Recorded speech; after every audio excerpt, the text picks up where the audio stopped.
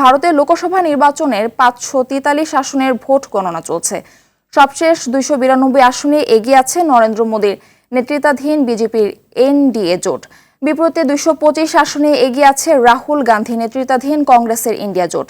এছাড়া পশ্চিমবঙ্গে 28 আসনে এগিয়ে আছে মমতা বন্দ্যোপাধ্যায়ের তৃণমূল কংগ্রেস। উত্তরপ্রদেশের বারাণসীতে শুরুতে পিছিয়ে থাকলেও আবারও এগিয়ে আছে নরেন্দ্র মোদী। ওয়েনার ও রায়বেরেলিতে এগিয়ে আছেন কংগ্রেস নেতা রাহুল গান্ধী। এছাড়া প্রাথমিক গণনায় এগিয়ে আছেন অমিত শাহ, অভিষেক বন্দ্যোপাধ্যায়, অখিলেশ যাদব, স্মৃতি ইরানি। প্রাথমিক গণনায় পিছিয়ে আছেন মোহাম্মদ সেলিম, দিলীপ ঘোষ, ইউসুফ পাঠান, মেনকা গান্ধী, দীপশিতা ধর। এ পর্যন্ত বিজেপি ও কংগ্রেস দুদলই একটি করে আসনে বিজয় লাভ করেন।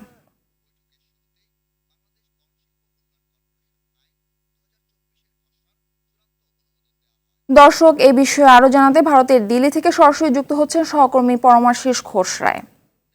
পরমাশিস, ভারতের 18তম নির্বাচনের ফলাফল নিয়ে কি তথ্য আছে আপনার কাছে জানাবেন?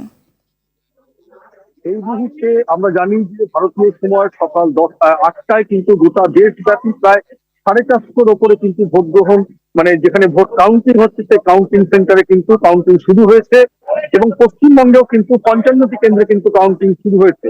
ব্যাপক নিরাপত্তায় মুড়ে ফেলা হয়েছে গোটা দেশের সমস্ত কাউন্টিং সেন্টার। আমি এই মুহূর্তে রয়েছি দিল্লির ভাটনগর সর্বদয়া কন্যা বিদ্যালয়ের সামনে।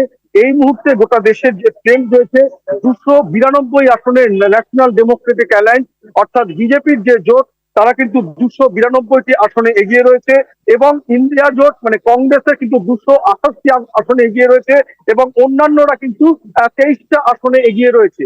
পশ্চিমবঙ্গের ক্ষেত্রে এই মুহূর্তে যেটা এক মুহূর্তের খবর সেটা হচ্ছে 29টি আসনে তৃণমূল কংগ্রেস এগিয়ে রয়েছে, 12টি আসনে বিজেপি এগিয়ে রয়েছে এবং একটি আসনে কিন্তু কংগ্রেস এগিয়ে রয়েছে। সকাল 8টার সময় ভোট গণনা শুরু হলেও এখন ভারতীয় সময় এখানে বাজে 11টা 42 মিনিট। সেই জায়গায় দাঁড়িয়ে ইতিমধ্যে 3 রাউন্ড কিন্তু গণনা শেষ হয়ে গেছে। এই মুহূর্তে যেটা ট্রেন্ড বলছে সেটা কিন্তু যে ইন্ডিয়া জোট কিন্তু অনেকটা পিছিয়ে রয়েছে, বিজেপি কিন্তু এগিয়ে রয়েছে।